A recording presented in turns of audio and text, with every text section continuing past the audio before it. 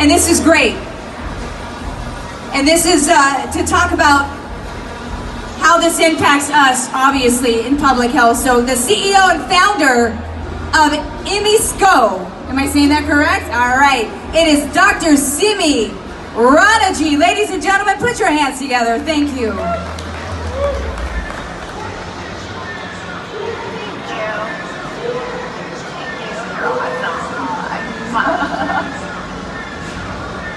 So, can you hear me okay? Okay, wonderful. Well, it's Sunday afternoon, and towards the end of the show, people have been asking me, what is public health? How does public health work with CBD? So we're going to go through a few definitions first, why it's so important, why it's such a challenge, walking around the booth trying to understand milligrams, potency, how much is it in full spectrum, broad spectrum. I've sat in a couple of presentations, CBC, CBG, CBD, how does this all work? What is the entourage effect? What can we do? What can we do as vendors, as consumers, as patients, as individuals who are trying to get a grasp on this industry and make it better, right?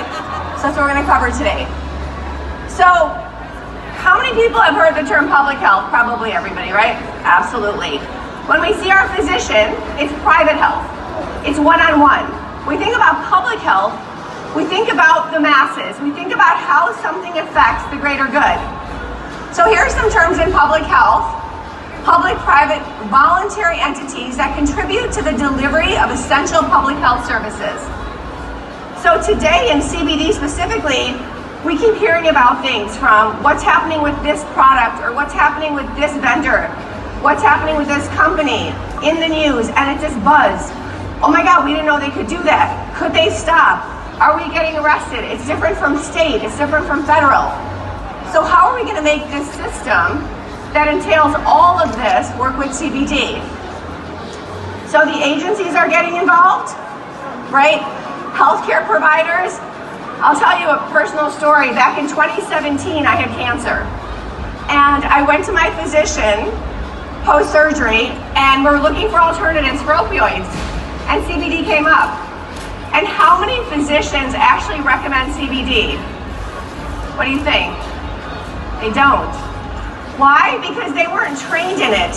It's a very foreign concept. It's intimidating because it wasn't through medical school. And as we've heard so many times today, it's considered a supplement. So just like vitamins, which they can tell you to take your vitamins, or healthy foods or nutrition, a lot of times it's a little bit scary to talk about something we don't know. So these are all the agencies within the public health system that need to be educated on our industry. And it's a lot. And when you think about healthcare literacy, consumer literacy, all of the ways that people receive knowledge, there's a lot of B2B, there's a lot of B2C. So if a friend tells me, I've heard so much today, oh, go to that booth, it's amazing, it felt so good. Oh, this one did nothing for me. I've come here. So what's being said and how it's being said is really important. So these are 10 essential public health activities. And I'll give you a few minutes to walk through it. Some of you may have heard of Jon Snow when you think of Game of Thrones. Jon Snow is actually the founder of public health. And he came in from the UK because there was a cholera outbreak and it was in the water system. And that's how they determined public health was actually something. It's in our restaurants, it's in our food, it's in our supplements, and you'll hear more and more about it in this industry. And how do we link the health of the public to the greater good? Is that okay? If there's any questions, please raise your hand. I'm here to share and educate and serve.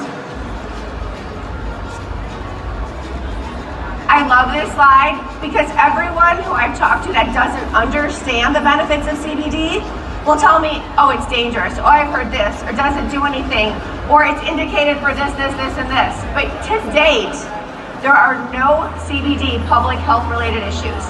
That's really powerful. And there's so much confusion. I've had people come through and look at the bags that are around and, oh, it looks like marijuana, oh, it looks like hemp, what's the difference? How do we differentiate? As a consumer and as somebody who understands what this industry is, it's our responsibility to educate others. So, this is not pot, which we all know here, others don't. And we know the laws are changing every day for marijuana, which people directly correlate to CBD. I'm originally from India, but then Chicago, and we know in January in Illinois it's going to become legal for recreational use.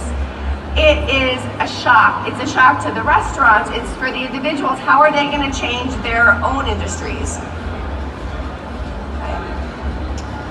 The other issue or concern or opportunity, if you're in this room, is the variety of CBD. So you've got capsules, tinctures, liquids, infused body lotions, beauty products, and even more. And the industry is so huge and it's getting bigger. I've seen it here, God, can anybody say peanut butter? I've seen it on popcorn, we've seen it in candy and gummies, we've seen it so many different ways of absorption and bath bombs. But the more ways that it's being absorbed, the more ways that it's being offered, the more confusion there is in the market.